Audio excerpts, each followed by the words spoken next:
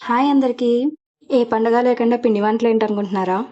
పిల్లలున్న ఇంట్లో పండగతో పనేంటండి? అందులోనూ మా పిల్లలు స్నాక్స్ పేరు చెప్పి అడ్డమైన చెత్తా తెచ్చుకుంటున్నారు. అలా షాపుల్లో కొనే ప్యాకెట్లు, లాలీపాప్‌ల కంటే ఇంట్లో చేసి పెట్టడం చాలా బెటర్ అనిపిచ్చింది. అందుకే ఇంట్లోనే పప్పు చెక్కలు చేశాను.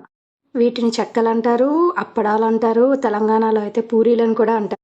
ప్రాసెస్‌లోకొస్తే నేనిందాక చూపించిన గ్లాస్‌తో 4 గ్లాసులు బియ్యం పిండి తీసుకున్నాను.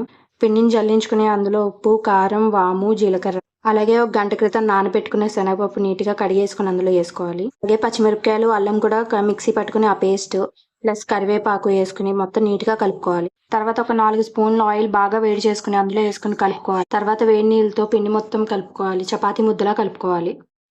తర్వాత చేతికి కొంచెం ఆయిల్ రాసుకొని చిన్న చిన్న ఉండల కింద చేసుకోవాలి. తర్వాత ఒక కవర్ తీసుకొని దానికి ఆయిల్ రాసుకొని పిండి ముద్దలు పెట్టుకొని పైన ఇంకొక కవర్ పెట్టుకోవాలి. తర్వాత ఏదైనా ఫ్లాట్‌గా ఉన్న డబ్బా కానీ, గిన్నె కానీ పెట్టుకొని ప్రెస్ చేసుకొని తీసుకొని ఫ్రై చేసుకోవడమేనండి. వీడియో నచ్చితే సబ్స్క్రైబ్ చేసుకోండి. అలాగే లైక్ కూడా చేయండి.